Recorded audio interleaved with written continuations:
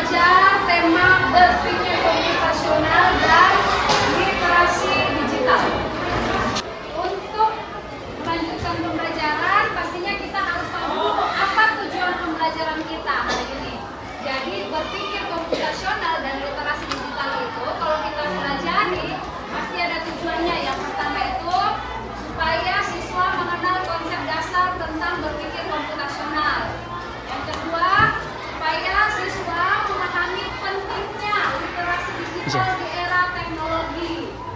Ketiga, supaya siswa mampu mengaitkan konsep dengan kehidupan sehari-hari. Nah, apa itu berpikir komputasional? Sebelumnya Ibu pernah jelaskan ya, apa itu berpikir komputasional ya? Masih ingat? Apa itu? Berpikir komputasional adalah cara berpikir untuk menyelesaikan persoalan dengan dan efisien jika dikembangkan dapat dilakukan oleh komputer. Ya, jadi berpikir komputasional itu cara berpikir untuk menyelesaikan masalah secara efektif dan efisien. Nah, di sini ada cara singkatnya, cara berpikir untuk memecahkan masalah secara sistematis. Jadi berpikir komputasional itu kita diajak berpikir bagaimana menyelesaikan masalah dengan logika kita tetap jalan, tetapi kita menyelesaikannya dengan sistematis. Oke, perhatiannya ke sini semua. Bisa kita kaitkan dalam kehidupan kita sehari-hari. Jadi berpikir komputasional ini bisa kita kaitkan dalam kehidupan sehari-hari tanpa kita menggunakan komputer. Karena perangkat kita terbatas, ya. Jadi kegiatan kita hari ini mempraktekkan bagaimana berpikir secara komputasional tetapi tidak menggunakan komputer.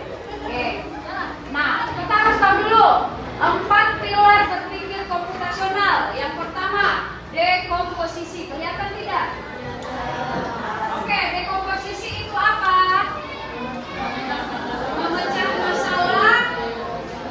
masalah bagian besar dan jadi bagian yang kecil. Jadi ada masalah besar, kita pecah-pecah menjadi kecil. Kemudian yang kedua, pengenalan pola. Pengenalan pola itu mencari kesamaan dan perbedaan.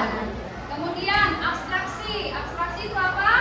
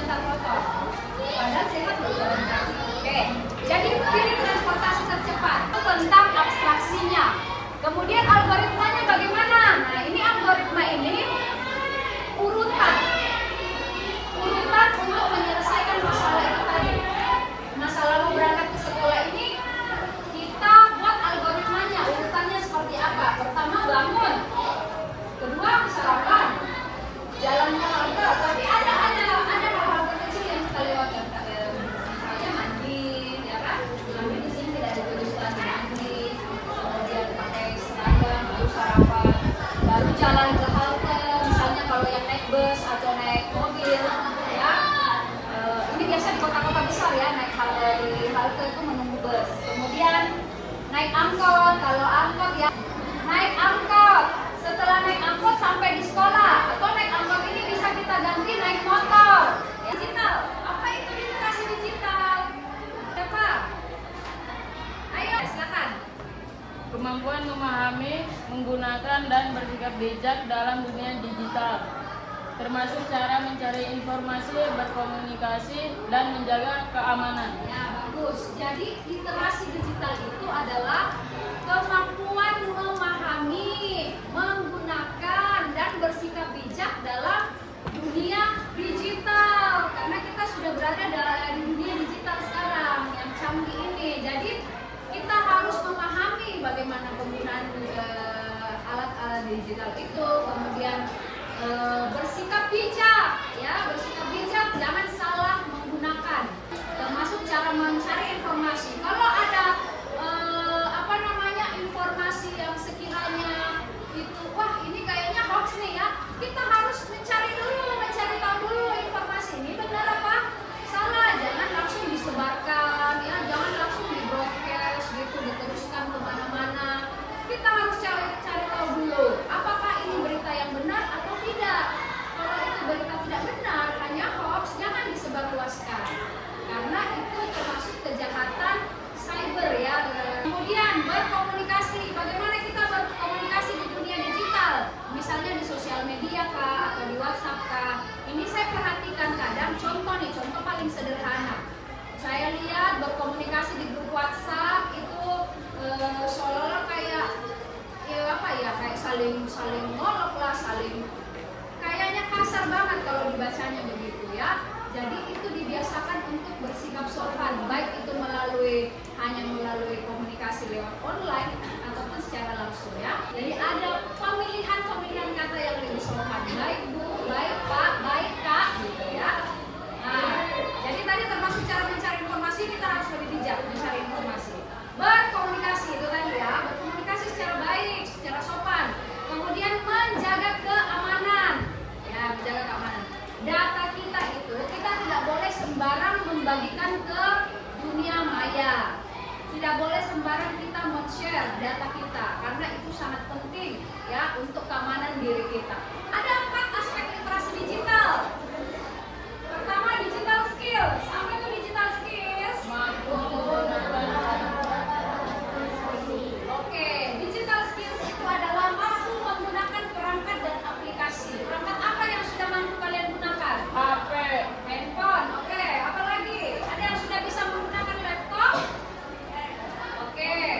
Nah, nanti bisa belajar, ya, yang belum, ya. Aplikasi apa aja yang sudah kalian sering gunakan? CapCut, TikTok, WhatsApp. Aplikasi membuat sesuatu apa? Canva. Oke, bagus. CapCut juga, ya. Nah, digital safety. Apa itu digital safety? Bijak menjaga data pribadi dan menghindari hoax.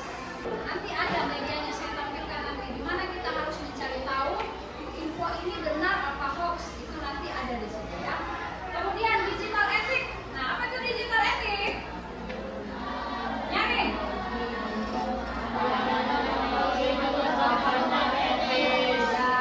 Menggunakan teknologi dengan sopan dan etis. Itu yang ibu katakan tadi.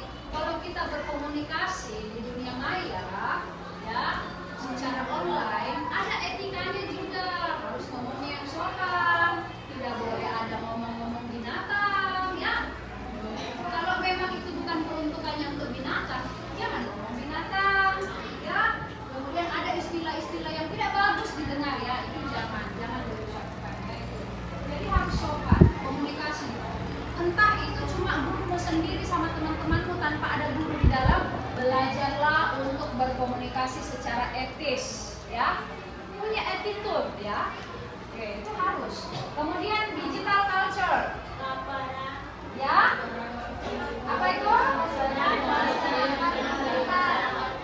Ya, berperan positif di masyarakat digital. Itu namanya digital culture. Oke. Nah, contoh dalam kehidupan sehari-hari. Ini contohnya.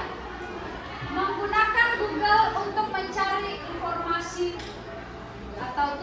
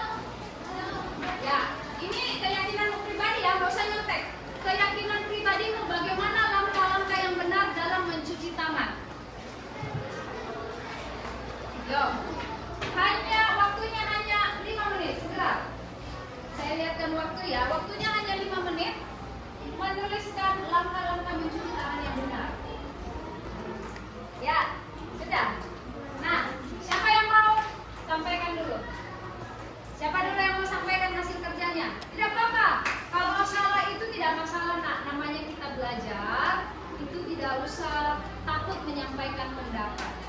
Jadi nanti kita perbaiki secara bersama-sama. Jangan langkah-langkah mencuci tangan. Ya, nggak apa-apa salah. Baca dulu secara nyaring ya, biar kedengaran sama temannya. Oke. Pertama apa? Pertama, satukan tangan. Ya, gini. Ya. Satukan. Ya, gitu. Nah, terus Kalau digosok kayak gini, Bu. digosok. Oke, disatukan tangan, digosok. Terus Dan gosokkan kedua tangan kayak gini. Akan ini. begini. Oke, terus ini pakai air apa enggak nih? Gosok terus dari tadi pakai air. sama air. Pakai air. Ya, sama-sama. Air apa? Air keran. Nah, air keran berarti air yang mengalir gitu ya. Terus pakai sabun. Setelah pakai sabun ngapain? Bilas lagi. Ada masih? Oke, tepuk tangan dulu buat Usman. Ada yang mau langkah cuci tangan yang benar sesuai anjuran WHO. Sahin tangan, ayo perhatikan. Cara mencuci tangan yang benar. Ternyata langkahnya banyak loh. Ada 7. Pertama, basahi tangan dengan air mengalir, lalu gunakan sabun secukupnya. Ya, ini air mengalir. Tapi pada saat ini, kamu buka keran, cuci tangan kan? Gosok telapak tangan kanan ke telapak tangan kiri dengan gerakan memutar. Jadi begini. Ini air mengalir sudah dibuka. Begini dulu. Begini dulu. Ya, coba kita gerakkan loh, peragakan. 1, 2, 3. Begini semuanya. Itu langkah pertama. Setelah itu langkah kedua. Karena buka aliran air kan langkah pertama. Langkah kedua gosok begini. Terus gosok punggung tangan kiri dengan telapak tangan kanan. Begini. Begini dulu, begini. Begini dulu ya. Terus sebaliknya, tangan kanan lagi digosok oleh tangan kiri di atas punggungnya. Setelah itu gosok sela jari dengan kedua telapak tangan saling mengait. Sela jari. Ya. Baru gosok punggung jari dengan saling mengunci jari. Gini. Gini lagi, cuci. Karena ini kuman-kuman ini ada di sela jari di dalam sini ya. Setelah itu gosok ibu jari memutar dalam genggaman tangan. Begini. Begini. Ya. Dan sebaliknya lagi. Begini. Sudah.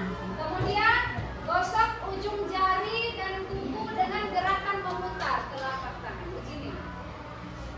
Ini untuk supaya kukunya bersih.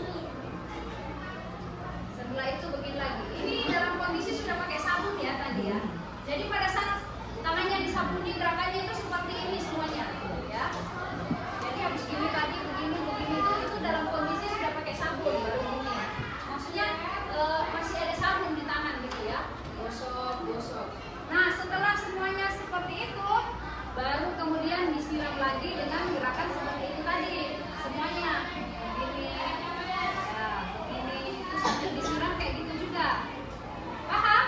Nah, ada 7 langkah. Sekarang yang kedua, kita diskusi secara singkat ini tentang literasi digital. Membedakan mana berita benar dan mana berita hoax. Ya, coba kita lihat di sini. Nah, ini dia.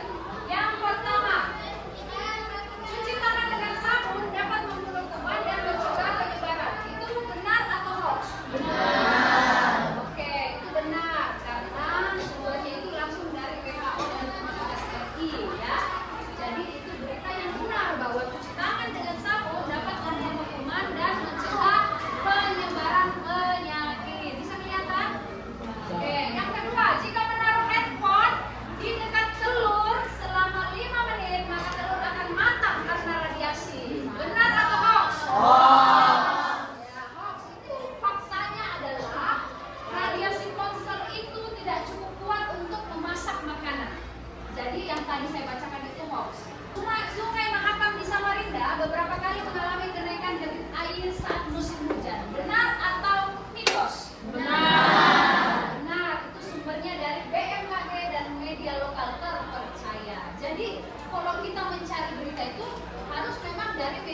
terpercaya. Selanjutnya, Ibu akan memberikan lembar kerja untuk mengerjakan yang namanya unplug coding. Jadi unplug coding ini kita membuat suatu pola, ya, membuat suatu pola tanpa menggunakan komputer, ya, tanpa menggunakan komputer. Jadi itu namanya unplug coding, membuat suatu program atau membuat suatu pola, ya, membuat sesuatu, tapi tidak harus menggunakan komputer. Nah, jadi ini dulu ya, sebelum saya bagi ini, kita lihat dulu ya tentang literasi digital tadi. Jadi kunci untuk membedakan berita benar dan berita hoax adalah apa? Yang pertama, periksa sumber berita. Periksa sumber berita apakah dari media resmi atau hanya dari broadcast WhatsApp. Kalau dari broadcast WhatsApp aja jangan mudah percaya. Yang kedua, lihat tanggal dan konteksnya. Ya, lihat tanggalnya, ini tanggal berapa, konteksnya di mana. Gunakan situs pengecek fakta. Nah, ini yang Ibu bilang tadi. Supaya untuk mengecek ini fakta atau hanya hoax, cek bisa dicek fakta.com atau firmbackhoax.id. Firmbackhoax.id. Nah, itu boleh dicatat. Jadi cara mencari informasi apakah ini benar atau hoax bisa dilihat di sini. Ini tugasnya beda-beda ya, setiap anak itu beda-beda. Jadi saya mau kasih dulu yang mau bukti. Ini adalah unplug coding. Jadi kita membuat suatu pola atau membuat sesuatu tanpa harus menggunakan komputer. Nah, nih, mau gunting kan? Siapa yang mau gunting? Tapi nanti lembar kerja dapat jelas siapa yang mau gunting. Nih, siapa yang mau gunting? Siapa yang mau gunting siapa? Gunting dan lem ya, digunting dan lem. Siapa yang mau gunting? Siapa yang mau gunting? Ada di sini mau gunting dan lem. Ada lagi? Harusnya ada lagi. Siapa yang suka jalan-jalan? Angkat tangan yang suka jalan-jalan. Enggak, yang belum terima kertas, angkat tangan. Yang suka jalan-jalan. Siapa yang suka jalan-jalan? Oke.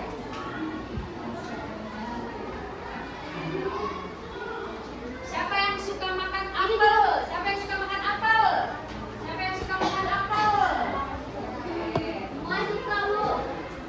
Yang suka makan apel. Pelan-pelan kertasnya jangan. Belum dapat.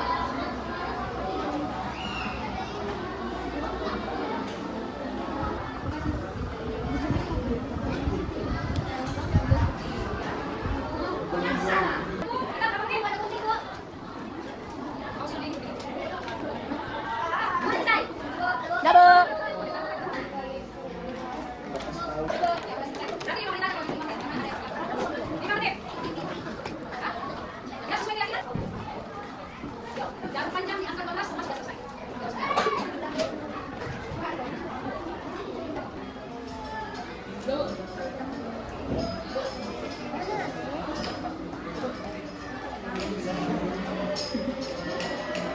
Kalian presentasi ke depan ya, harus dijelaskan bagaimana kamu bisa menemukan jawabannya, seperti apa caranya, disuruh ngapain. Tugas itu disuruh ngapain karena beda anak beda tugas ya. Seperti ini. Selesai. Kenapa lembar kerja seperti ini ada angka 9 situ, itu bukan angka 9, itu diganti angka 2. Nah, angkat tangan yang sudah. Angkat tangan yang sudah. Langsung. Kamu jelaskan ini gimana cara kerjanya. Yuk. Oke. Silakan. Ya, silakan. Halo semuanya. Jadi aku dapat ini namanya coding warna. Itu namanya sambungkan garis sesuai urutan angka yang tersedia. Nah, jadi di sini itu ada warna-warna gitu sama ada angkanya. 1 2 3 4 5 terus ada warna-warnanya yang gini. Nah, ini tuh nanti ditarik garis. Ini misalnya nih yang pertama 5 1 2 3 4. Cari yang nomor 5 itu warnanya pink kan. Nah, cari warna pink. Terus yang pinknya itu tarik ke nomor 1. Nomor 1 tuh warnanya ini warna kayak gini. Ya, agak orange ya. Ya. Terus ditarik garis. Terus nomor 2 cari warnanya ungu. Terus ditarik garis ke ungu. Terus habis itu nomor 3 warnanya kayak kuning gitu. Terus ditarik garis dia ke warna kuning. Terus yang terakhir 4 ditarik garis ke warna hijau. Begitu selanjutnya ya. Oke, tepuk tangan untuk Fadila. Tulis namanya nanti buku. Ini saya akan membahas ini. Di sini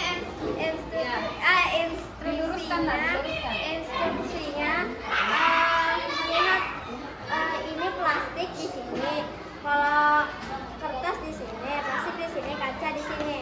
Jadi kita Baca dulu petunjuknya apa? Disuruh ngapain? petunjuknya tempat sampah daur ulang, potong dan tempel benda-benda tersebut pada tempat sampah daur ulang yang benar. Ya. Jadi kalau plastik itu ada di tengah, kalau kertas kan di samping, kaca juga di samping. Jadi kita lihat yang mana kaca, kita gunting, baru kita buang ke sini, tempel di sini. Begitu seterusnya. Oke. Jadi ada sampah apa di situ? Sampah kertas apa aja di sini sampah kertas? ada Sebutkan. ada buku, ada Ya. koran, Heeh. ada buku lagi. Ya, ada buku koran. Terus kalau plastik, ada plastik apa namanya? Kantong plastik. Iya. Sama ada botol plastik sama botol lagi. Ya, botol lagi. Terus tuh kalau kaca Ini gelas es. ada gelas sama lampu yang pecah. Kaca ya, barang berbahaya. Oke, ini bisa dilakukan setiap hari ya.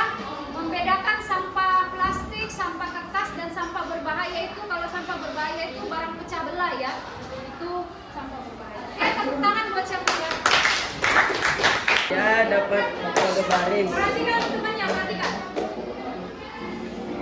Jadi ini disuruh kode barisan di sebelah kanan kotak kosong dengan cara yang sama. Itu yang di sini, gitu ya? Ya. Ya, jelaskan dulu. Ada tantangannya enggak? Ada kesulitannya tidak? Tidak ada. Tidak ada? Ya. Bisa nggak? Maksudnya bisa mengikuti nggak dengan contoh-contoh ini? Karena kan titiknya banyak tuh. Bisa? Bisa. Harus jeli ya melihatnya ya. Ya, harus jeli melihatnya. Kalau tidak jeli melihatnya, kita bisa salah tarik garis, salah titik gitu ya. Tadi gimana? Gampang nggak mengerjakannya? Gampang. Oke, gampang. Sudah, tepuk tangan buat dia. Apa lagi? Jaki dapat tugas apa? Saya mendapatkan tugas Yaring. angka warna. Ya, angka warna. Petunjuknya apa, Nak? Berilah angka pada lingkaran pakai kode warnanya. Oke. Warna kuning ini kan angkanya angka 2. Ya. Yang biru ini angkanya 4. Nah, Merah 1. ya. Dan 5. Yang biru angkanya 5. Yang hijau angkanya 3. Ya. Kita tutup pembelajaran kita hari ini. Ya, jadi kesimpulannya adalah, perhatikan lemari dulu, kesimpulannya adalah berpikir komputasional